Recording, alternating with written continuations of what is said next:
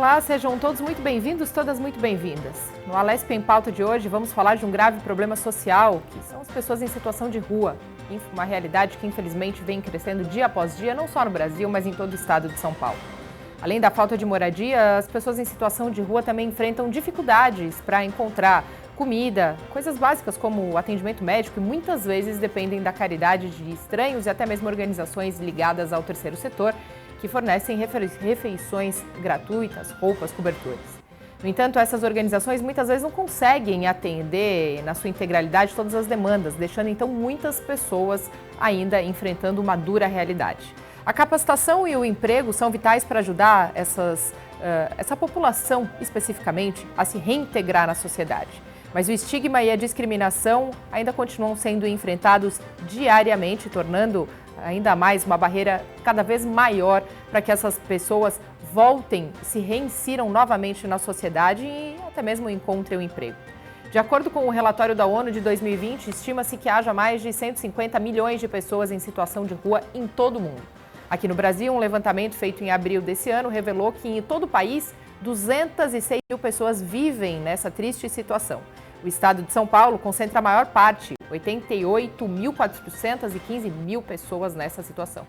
E aqui no Parlamento Paulista, então, foi lançada a Frente Parlamentar em Defesa da População em Situação de Rua. Essa frente tem como objetivo escutar a voz dessas pessoas para que sejam implementadas políticas públicas voltadas às necessidades dessa população, a fim de garantir os seus direitos. É para falar mais sobre esses atos e políticas públicas também que nós recebemos agora aqui em nossos estúdios para um bate-papo, Patrícia Anda, diretora executiva do SUAS, Sistema Único de Assistência Social, e também o secretário de Assistência Social do município de Osasco, José Carlos Vido. Sejam muito bem-vindos. Obrigada por esse bate-papo. Obrigada, Mariana. Bom dia. Obrigada pela recepção. Acho importante discutirmos essas pautas, né? A TV Alesp tem nos convidado para sempre estarmos discutindo as questões relacionadas ao Sistema Único de Assistência Social. Bom dia, Mariana. Bom dia, telespectadores do Alesp em Pauta. É uma honra, uma alegria participar desse programa, até porque o tema é muito relevante, é um tema contemporâneo. As grandes cidades, as regiões, sobretudo as regiões metropolitanas, estão sofrendo cada dia mais e o movimento no país, infelizmente, não caminha para a solução. É muito oportuna essa participação. Eu quero até aproveitar o momento e cumprimentar o deputado Jorge do Carmo pela implantação da frente parlamentar. Tenho certeza de que ela vai poder auxiliar muito na solução definitiva dessa questão. Agora, falando em grandes cidades, secretário, Osasco enfrenta também essa triste realidade hoje, assim como diversos outros municípios, né? É um trabalho muito difícil para a pasta de assistência social, principalmente porque é um tema transversal, então precisa toda hora estar dialogando com as demais pastas, como segurança, saúde, e ao mesmo tempo é um pouco como enxugar gelo, né? Exatamente, Mariana, é um eterno enxugar gelo. Osasco, claro, até pela proximidade com a capital, o grande problema hoje está na Cracolândia, na capital, mas Osasco sofre isso até pela proximidade. A região metropolitana é inteira conurbada e nós não temos mais fronteiras. Atravessou a rua, já está em outro município. Claro, nós sofremos bastante, não só com as pessoas que vêm da capital, como que vêm das outras cidades. Osasco é uma cidade polo na região oeste hoje e nós enfrentamos isso. Com certeza a população em situação de rua vem crescendo demais. Nós fizemos há tempos, Mariana, um estudo que demonstrava que 95% das causas das pessoas que estavam em situação de rua eram causadas por 3 temas básicos. O primeiro é a droga, 35%. O segundo é o desequilíbrio econômico, financeiro, o desemprego, 30%. E o terceiro é o desentendimento familiar, que até pode ser provocado pelos 2 primeiros. Mas 95% são essas 3 causas. E quando você fala em transversalidade, coberto de razão o seu argumento, não se resolve o problema da população em situação de rua só com as atribuições da assistência social.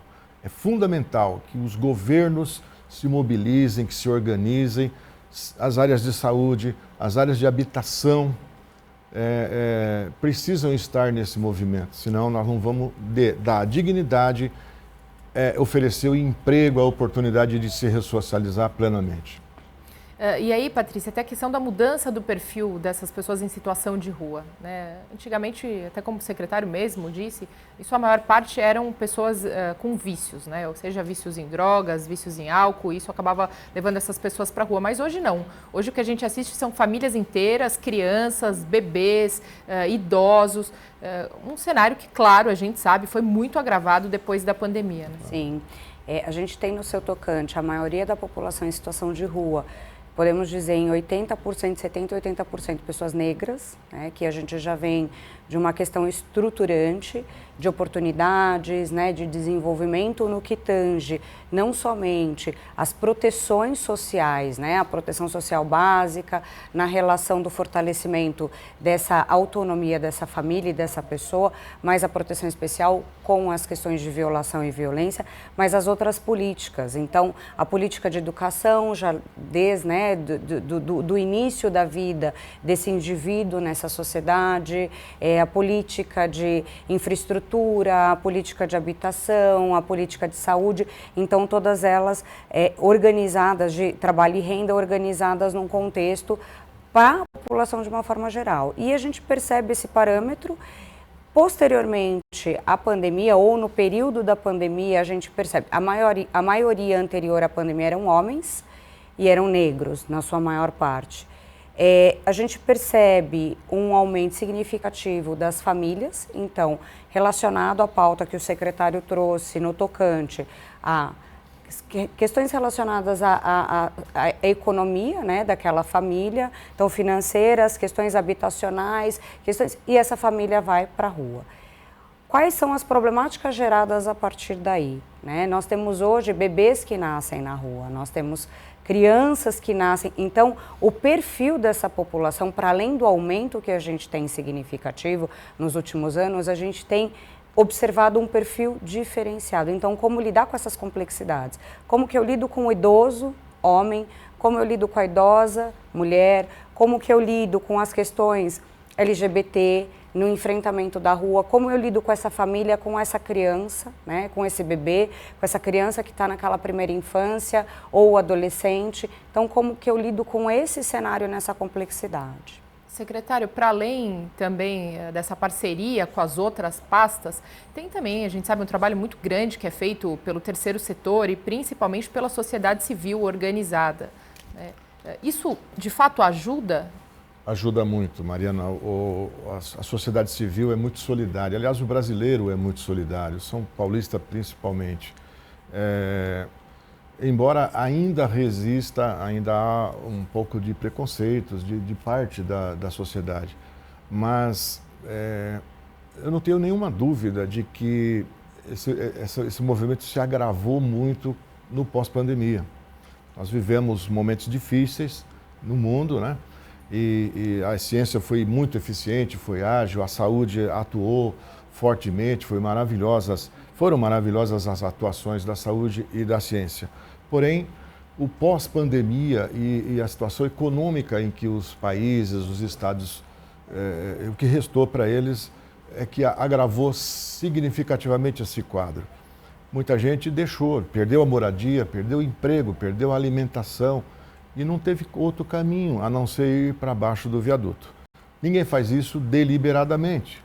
Olha, eu estou cansado da minha cama quente, da minha casa confortável, eu vou morar ali embaixo do viaduto com a minha família.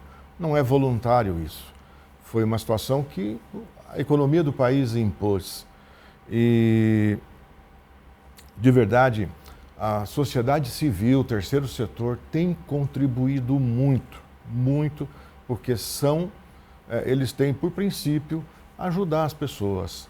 E hoje essas pessoas são acolhidas, eles recebem alimentos, eles recebem cobertores, eles recebem roupas. À margem do grande trabalho que já fazem as prefeituras, as áreas sociais, os fundos municipais de solidariedade, a sociedade civil tem tido uma participação decisiva e verdadeiramente salvado vidas. Secretário, mas nós sabemos que isso não é suficiente. precisa ter essa reinserção na sociedade, né? E aí tem duas questões. Tem a questão, primeiro, de saúde, para trabalhar com esses dependentes químicos ou pessoas ou que têm algum vício em bebida. E tem também a outra situação, que as pessoas que não são viciadas, mas essa reinserção no mercado de trabalho, a gente esbarra num outro problema, que é a questão de formação. Nem todos têm formação ou oportunidade a ela. Verdade, a capacitação é fundamental. O mercado de trabalho cada dia mais exige qualificação, né? Os municípios precisam estar atentos a isso. Eu falo sempre, inclusive, meu prefeito Rogério Lins é um homem sensível, que cuida, que olha para as pessoas, e ele lá nos ouve muito. Mas eu falo, inclusive, em comitês, no consórcio Cioeste, que hoje tem 12 municípios, eu sempre defendo. No pós-pandemia, a assistência social virou protagonista. Ela tem um excepcional protagonismo, porque a saúde curou, a ciência desenvolveu a cura, mas a assistência social hoje ficou com o desempregado, com a família desagregada, desestruturada, em vulnerabilidade. E um conjunto de ações precisam ser implementadas, Mariana. A capacitação, a recuperação da saúde. Então, as casas terapêuticas são fundamentais. E isso não depende não é somente a atribuição do município. Eu estava falando, a capacitação é fundamental, você precisa preparar essas pessoas para o mercado de trabalho. Só citando um exemplo, se você me permite. Em Osasco, nós criamos um programa chamado Recomeçar. Hoje tem mais de 1.500 pessoas contratadas pela prefeitura nesse programa. Recentemente, um outro programa, Começar, que é inteiramente focado para a população em situação de rua. Nós estamos oferecendo a oportunidade. Eles fazem cursos, eles têm um dia da semana para se preparar e nós temos encaminhado com muita frequência pessoas para o mercado de trabalho. Agora, como eu falei lá atrás, as estatísticas mostram que uma boa parte desse pessoal não aceita isso. Eles não conseguem conviver, por exemplo, nos antigamente chamados de albergues, hoje nos serviços institucionais de acolhimento.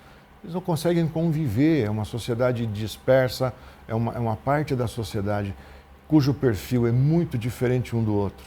Então, talvez o programa Moradia Primeiro, instituído pelo governo federal, seja uma boa pauta para a solução. O fundamental, a solução que vai resolver, se não 100%, mas que grande parte, é a política pública adequada, aquela que conhece, que estuda o perfil de cada pessoa que está hoje em situação de rua e trabalha individualmente para ressocializar. E isso, Mariana, não há como fugir. Precisa de financiamento. Não se faz política pública sem dinheiro. E não se pode criar essas coisas em Brasília e dizer, prefeito, resolva o problema, a lei está aí. Não é assim. Precisa ter... Os entes federados precisam participar na medida proporcional de que cada um arrecada e viabilizar definitivamente a ressocialização dessas pessoas, com recursos federais, com recursos estaduais e, claro, com recursos municipais. Patrícia, do seu ponto de vista, né, o que tem maior peso ou se realmente uma coisa depende da outra e ambas coexistem? A questão das drogas ou a questão da reinserção no mercado de trabalho versus a qualificação dessa população? As duas questões coexistem, porque esse indivíduo, quando ele precisa ser atendido por uma comunidade terapêutica e ser desenvolvido um trabalho com ele precisa, ao mesmo tempo, ser trabalhado para essa reinserção no mercado de trabalho, mas a gente não pode ser que não haja o sucesso dessa reinserção. Então, da capacitação, elas podem acontecer concomitante, mas eu acho que o problema ele é um pouco mais complexo. Então, nós estamos falando de deliberações hoje, né? Nós temos uma frente parlamentar aqui na Assembleia Legislativa tratando desses assuntos.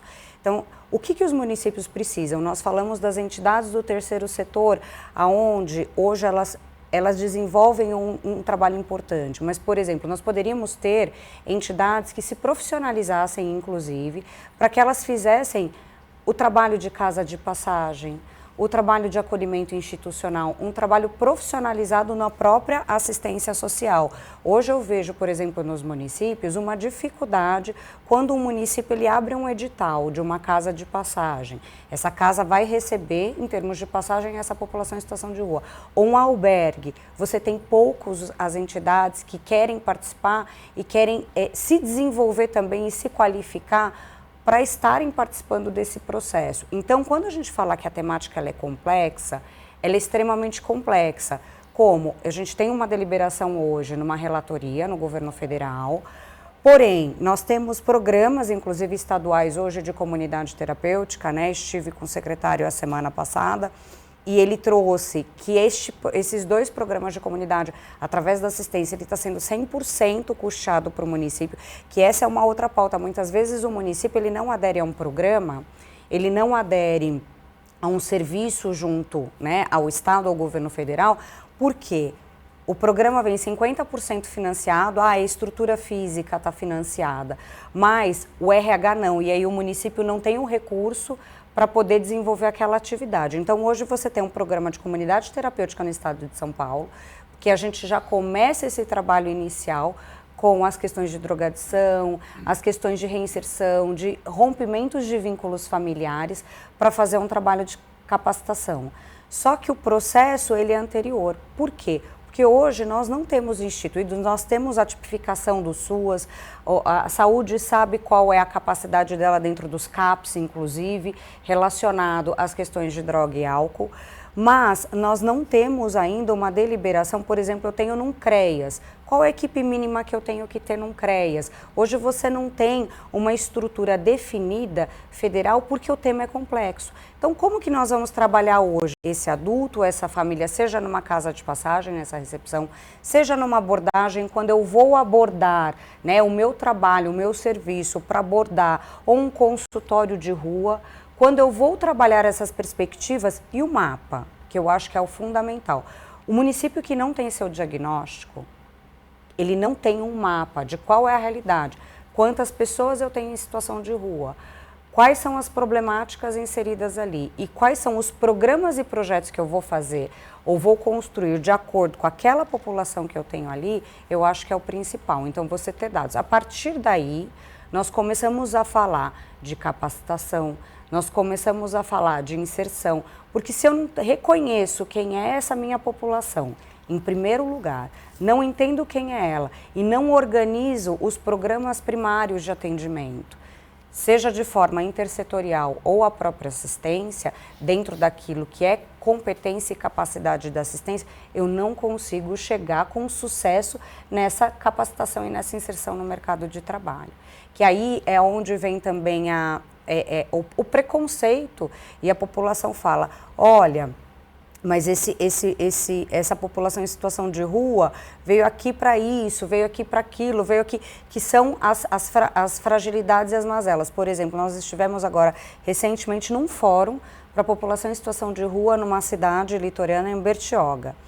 Existe uma discussão muito grande, que aí o secretário pode trazer, entre quem é do comércio, quem são as entidades, né, participantes, quem é os municípios que estão no entorno para tratar esta questão conjuntamente. É um problema de todos, né? É uma questão pautada onde nós temos que buscar soluções, mas onde eu inicio? Através, eu entendendo o perfil que eu tenho, qual é essa população, quem está no meu município, quais são as providências habitacionais, porque eu preciso, por conta todos ali são prioritários, mas dentro dessa minha prioridade, como que eu vou hierarquizar dentro do meu município? Se eu tenho 70 mil pessoas aqui, por exemplo, em São Paulo, capital, como que eu vou desenvolver esse trabalho? Para além disso, nós temos temas que são mais sensíveis, a própria Cracolândia, as questões da droga e álcool. Como que eu vou trabalhar por faseamento esses processos? E eu acredito que isso ainda falta, né, uma conversa mais fortalecida entre os governos, né?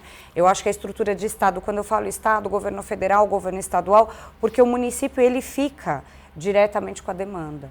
Então, como que a gente vai participar e construir estratégias efetivas? Eu acho que esse é o processo.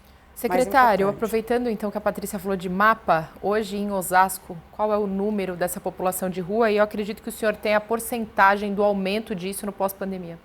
Nós saímos antes da pandemia com cerca de... Não são números precisos, porque a população em situação de rua é nômade, eles mudam muito, né, o tempo todo. Como as cidades são muito conurbadas, eles estão hoje em Carapicuíba, amanhã em Osasco. Mas nós tínhamos um histórico de trabalho do nosso consultório de rua, que é uma atuação da área da saúde, que atendia as pessoas nessa situação. Saímos de um número em torno de 400, 450 pessoas e hoje, seguramente, chegamos a 800. Nós estamos, Mariana, em vias de assinar um contrato com uma fundação em Osasco para promover o censo. Nós queremos um censo, nós queremos saber quantos são, de fato, e queremos saber queremos conhecer o perfil de cada um deles, para aí sim aperfeiçoar as nossas políticas já em funcionamento e tentar tratar de forma um pouco mais individualizada cada um dos problemas. O que levou essas pessoas para a rua, qual foi o sonho que foi rompido e que causou a ida para baixo do viaduto. Então, nós estamos em vias já para assinatura de contrato, para realizar ainda nesse exercício o censo, e ele vai nos dar a diretriz. Eu imagino que hoje, nós fizemos recentemente lá, junto com o TRF, Tribunal Regional Federal da Terceira Região, uma ação chamada Pop Rua Ajude. Já houve aqui em São Paulo, na Praça da Sé, acho que 2 edições, e nós fizemos em Osasco, a primeira cidade da região metropolitana a realizar. Passaram pelo nosso atendimento nos 3 dias 760 pessoas. Então a gente estima que esse é o número, né? Mas ele não é preciso. E nós estamos construindo estamos já com uma situação bastante avançada de respostas, inclusive por conta daquele atendimento do Pop Rua Ajude. Nós temos aqui nessa casa e peço licença a você, inclusive, para agradecer o apoio desse deputado, o deputado Gerson Pessoa, que é de Osasco, nasceu lá, mora em Osasco, e que tem ajudado sobremaneira com emendas parlamentares. Nesse momento, nós estamos fazendo um chamamento para as organizações sociais, porque ele quer já destinar todo o seu pacote de emendas para o terceiro setor e focado no atendimento das famílias em vulnerabilidade e em situação de rua. E nós estamos em vias de implantar também o programa Moradia Primeiro. Nós vamos já iniciar ainda nesse exercício, ainda esse final de ano, também custeado com emendas do deputado Gerson Pessoa. Então, a nossa gratidão, ele tem ajudado muito o Osasco. Agora, não basta isso, né? Nós não vamos o prefeito não pode ficar andando com o chapéu na mão para buscar recursos para corrigir uma situação que não foi ele, que não foi o meio político, que não foi os gestores públicos que criaram. A droga está aí, é uma realidade, nós temos que combater diuturnamente. O desemprego permaneceu no pós-pandemia e também isso nós temos que combater. A capacitação é fundamental. Eu não tenho nenhuma dúvida, Mariana, isto é uma responsabilidade de toda a sociedade. Isso envolve o empresariado, isso envolve o meio político, os gestores públicos. Toda a sociedade precisa estar atuando nesse processo, senão nós não vamos ter sucesso. Eu gostaria só de mencionar rapidamente, para encerrar minha fala, um telefonema que há algum tempo eu recebi, não sei se era empresário, quem era, porque não se identificou, e me disse: você é o secretário de Assistência Social de Osasco? Sou. Pois não. Olha, tem uma pessoa dormindo na minha calçada. Vocês não vão fazer nada, né? E eu respondi: olha, nós fazemos isso todos os dias. Nós acolhemos, nós vamos lá, abordamos, levamos para os nossos abrigos. Agora, faz um favor para mim. Aproveita que ele está na sua calçada e vai lá e pergunta para ele o que o levou a dormir na sua calçada. Ele saiu da cama dele, da casa dele e foi dormir na sua calçada por quê? Olha, aproveita e pergunta mais uma coisa. Se você pode fazer algo para ajudá-lo. O cara desligou o telefone na minha cara, evidentemente. Ele não quer a responsabilidade. E isto não dá para negar. É responsabilidade de toda a sociedade. Secretário, aproveitando que o senhor fez esse gancho dos empresários, Osasco especificamente, tem algum tipo de parceria para que esses empresários então criem ou destinem parte dos empregos para a reinserção dessas pessoas? Osasco tem trabalhado intensamente nessa questão e nós temos lá a Associação Empresarial que tem ajudado sobremaneira. Sempre tem vagas oferecidas. Nós temos lá uma Secretaria do Trabalho e Emprego que cuida de capacitação e que cuida de encaminhamento para oportunidades de emprego. Vários eventos já foram promovidos, feirão de emprego e todas as oportunidades que surgem. E hoje, graças a Deus, tem ido muitas empresas, o trabalho está sendo muito profícuo. Osasco vem crescendo sobremaneira nesse aspecto, gerando oportunidades. E nós sempre chamamos uma boa parcela de moradores em situação de rua. Treinamos, oferecemos muitos cursos gratuitos, tanto pela Secretaria do Trabalho, na própria assistência social, nas parcerias que nós temos com o SEBRAE, com outros organismos, né? E graças a Deus temos sim encaminhado muita gente e retirada da rua pessoas para ressocialização plena. Infelizmente o processo é como você disse, Mariana, é um enxugar gelo. Você arruma emprego e tira 10, vem 15, vem 20, quer dizer, o processo cresce. Não dá para descuidar um dia sequer. E aí tem um capítulo à parte, né, Patrícia, que eu acho que nenhum município, inclusive, está livre dele, que são os imigrantes. Que muitas vezes chegam aos nossos municípios, né, em busca de uma qualidade de vida melhor, muitas vezes fugindo de guerra, uma situação muito pior do que morar, né, na rua, mas que infelizmente estão aí, o poder público tem também que dar conta, inserir, isso quando muitas vezes eles também não acabam sendo cooptados pelo crime, sendo cooptados por essas mini Cracolândias ou Cracolândia aqui na capital paulista. A gente vê muito isso em São Paulo capital, Guarulhos, que é porta de entrada aeroporto internacional. Então, nós vemos muito, né, inclusive indicadores de ainda trabalho escravo, ainda questões por conta desse relacionamento. Pessoas que moram na rua e que você encontra em situação de trabalho escravo. Então, os problemas são mais complexos ainda, né, quando a gente fala dessas populações também. E que nós precisamos, de fato, a gente precisa falar de financiamento, porque quando a gente fala da população de rua, seja migrante ou imigrante, seja aquele que está ali, seja o transitório, né? O que é de São Paulo, que passou por Osasco, que passou por Jandira, que passou por Bertioga, São José dos Campos, Aparecida, enfim, passou por vários municípios. Nós estamos falando de uma questão pública, de Estado, que todos precisam se organizar para poder solucionar. Precisamos de financiamento em relação a isso e não tratar essa pauta como eu fecho os meus olhos para essa população.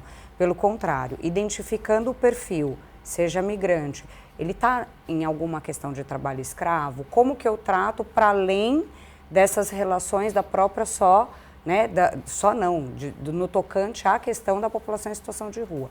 Mas, se eu tenho o mapa, o perfil, eu falo que tudo, a base é o perfil, é o censo. Se eu tenho o censo, eu consigo estabelecer estratégias, eu consigo estabelecer uma forma de abrir uma unidade específica, conversar com o meu empresariado do município e dizer, olha, eu preciso de capacitação para homens idosos, assim, para imigrantes, eu preciso de capacitação. Então, por exemplo, a gente teve o entendimento de um caso, uma época, isso já faz alguns anos, de um grupo boliviano que estava trabalhando ali para a região do Brás, só que eles estavam ainda alocados em Guarulhos, né?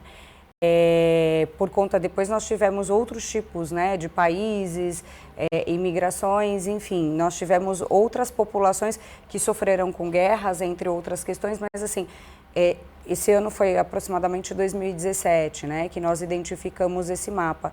E foi algo muito sério, porque você tinha que trabalhar as questões do trabalho, né, escravo, você tinha que trabalhar também as questões de moradia, porque aquilo que eles estavam vivendo era praticamente também uma moradia na rua, né? Então, como estabelecer a relação de fome, a relação de ganho, a relação de trabalho que vão para além, por isso que a gente fala que hoje Nós precisamos do dado. A partir do dado, o que eu preciso do governo federal, em quais esferas, o que eu preciso do governo estadual, em quais esferas, enquanto município, o que eu posso, como eu vou conversar com a minha sociedade, né? Como que eu vou ouvir e vou participar dessa sociedade, seja na empregabilidade, seja nas questões. O município precisa capacitar.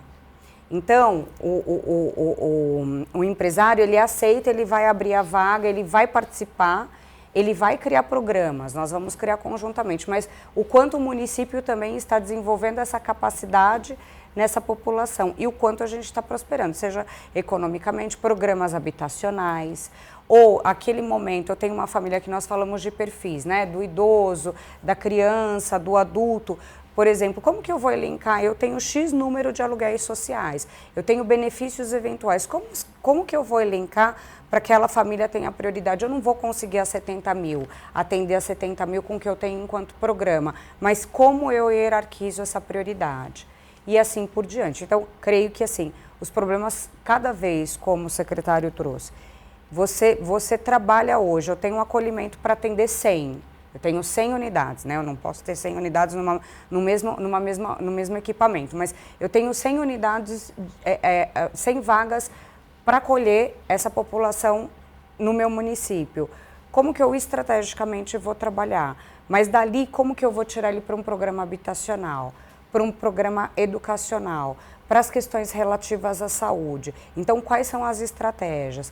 Em relação a migração e imigração, eu falo assim, a gente tem problemas mais sensíveis, mais profundos, questão a língua. Eles chegam no país, eles não conseguem se comunicar sequer.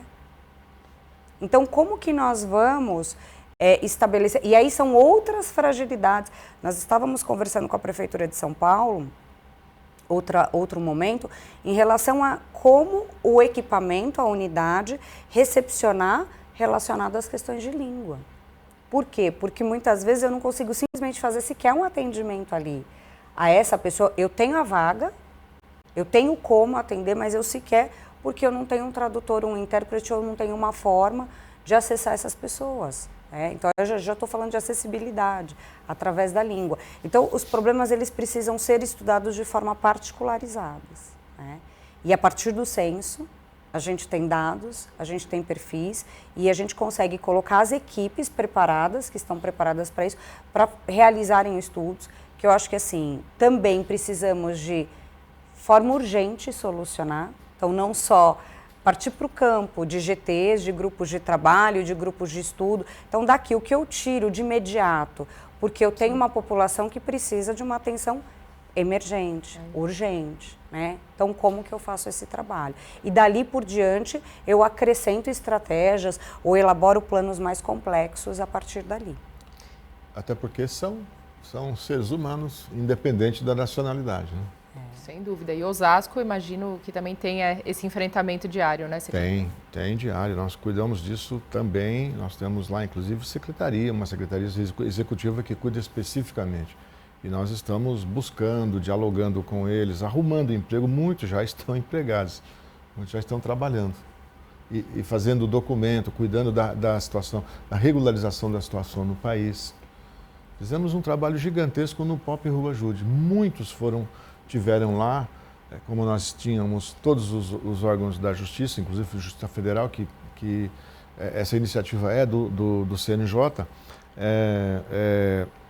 tivemos muitos desses imigrantes com a situação regularizada no país e já residindo em Osasco.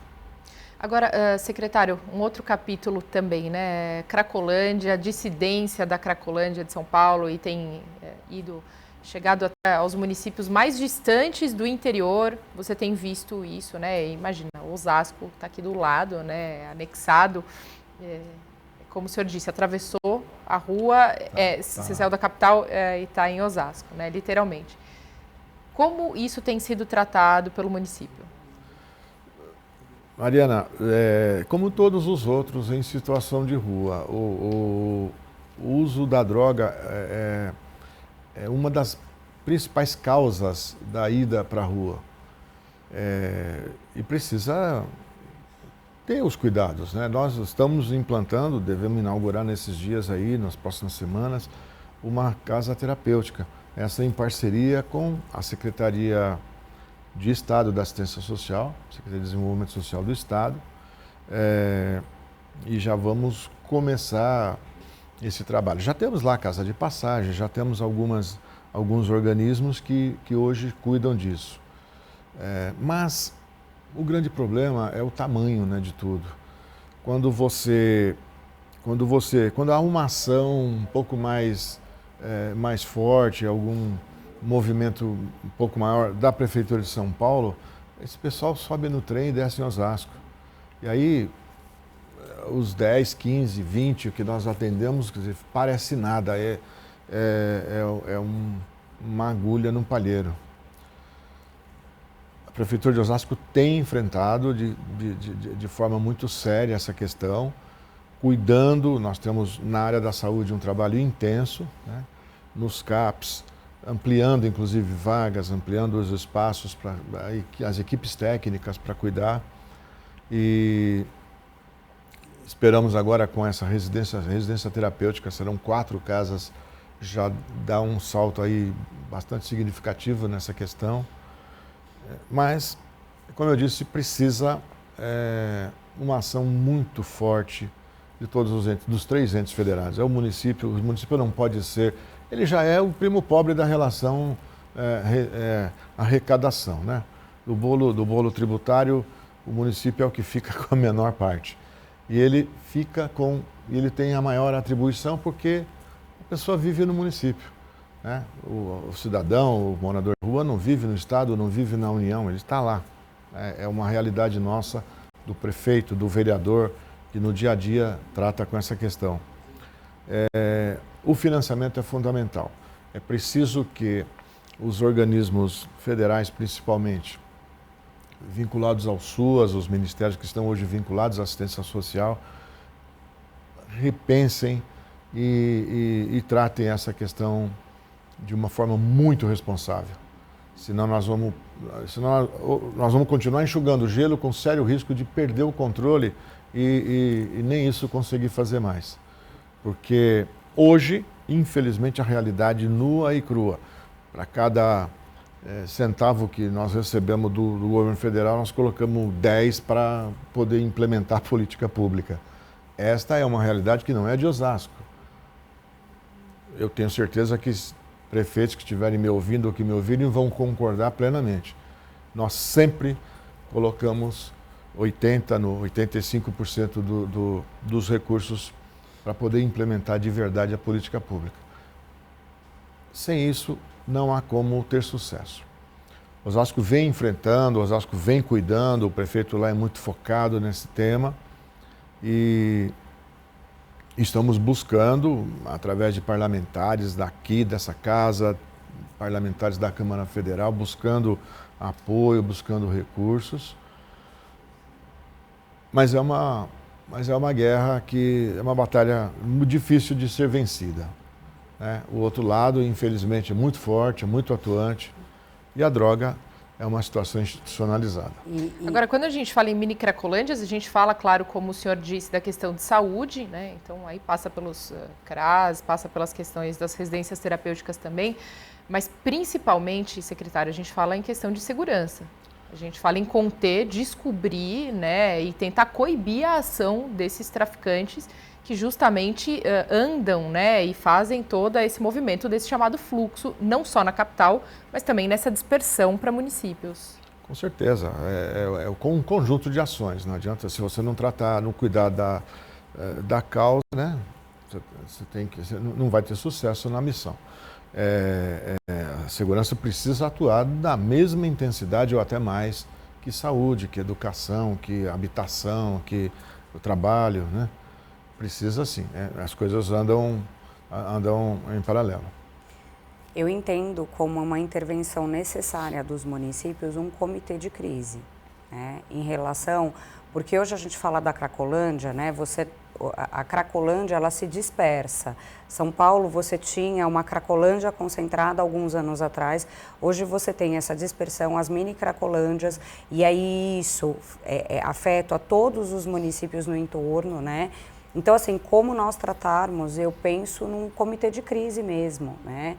Num comitê institucional que eu acredito que a Frente Parlamentar pode também trazer isso como estratégia para os municípios, trazer isso como estratégia enquanto frente para o Estado. Por quê? Porque existe também uma dificuldade, a gente vem de forma geral, né, nas questões públicas, essa intersetorialidade. Então, você precisa ter a segurança pública ali, você precisa ter a saúde, você precisa ter educação, você precisa ter habitação e você precisa ter assistência conjuntamente. Dentro de cada papel e cada tarefa nessa atuação, como que nós vamos estabelecer e vamos atuar? Não creio, né? Às vezes chegam perguntas, você acha que a Cracolândia um dia ela vai acabar? Né? Como que isso? Então, eu acho que a pergunta que os municípios se fazem, que os gestores públicos se fazem, a população e a sociedade, né? É um enfrentamento muito grande, é um enfrentamento muito complexo. Por isso que, se nós não tivermos uma gestão de crise, isso muito afiançado, a gente não consegue minimamente iniciar o processo. Agora, imagino que seja importante também que essa ação ela venha de cima para baixo, né? E não só, então é como o secretário e a Patrícia também trouxeram aqui para a gente, né? Não só políticas isoladas de municípios, mas que ela venha até mesmo para esses comitês de crises, né? Que você fale que pelo menos ela desça, né, do Estado para os municípios, para que ela desça de forma organizada E isso é importante porque, por exemplo, quando a gente fala de uma frente parlamentar em relação a essa pauta, a própria frente, ela pode condicionar eixos, ela pode condicionar estadualmente, provocar uma política estadual que venha para os municípios como uma deliberação, como uma portaria, de como se comportar, de como organizar, de como desenvolver. Então, isso é de suma importância, porque eu falo, além do cofinanciamento, a gente fala muito de financiamento, porque hoje a pauta da população em situação de rua, ela é extremamente complexa, a gente não tem unidades estabelecidas, nós temos a tipificação no SUAS, entre outras organizações, mas nós não temos muitas vezes um fluxo extremamente definido, nós não temos as unidades ainda, tipificações para a população em situação de rua, como tratar esta pauta. Né? E aí, quando eu falo de tipificação, não é só dentro da assistência, é dentro da saúde. A gente não tem algo estudado, pensado, inclusive dimensionando a crescente que a gente vem ao longo do período e os diversos perfis. Só que, além do financiamento, nós precisamos de estabelecimento. Porque você vai ver que o município 1, tudo bem, ele tem as suas particularidades de acordo com a pauta, mas ele vai estabelecer uma característica e um formato de trabalho X, o outro Y. Então, como que a gente vai entender, trazer para uma frente, discutir enquanto Estado, porque é uma responsabilidade de Estado, discutir enquanto Estado quais são os melhores cases, as melhores atuações hoje dentro dos municípios, para que a gente possa provocar através de eixo e deliberação.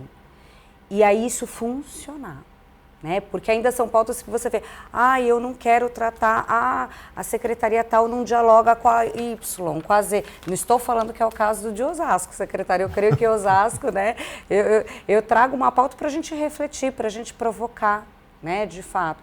Então, como que a gente vai ter esse diálogo intersetorial, mas de uma forma que é deliberada. Perfeito. Patricianda, gostaria de agradecer demais esse bate-papo ao secretário de Assistência Social de Osasco, presente aqui conosco também, José Carlos Vido. Muito obrigada aos dois pelo bate-papo, pelos esclarecimentos. Fica, claro, o convite para outras oportunidades. Obrigada. Eu que agradeço, a oportunidade. Nós agradecemos, claro, também a você pela audiência, pela participação aqui no programa Lesp em Pauta de hoje e até o próximo.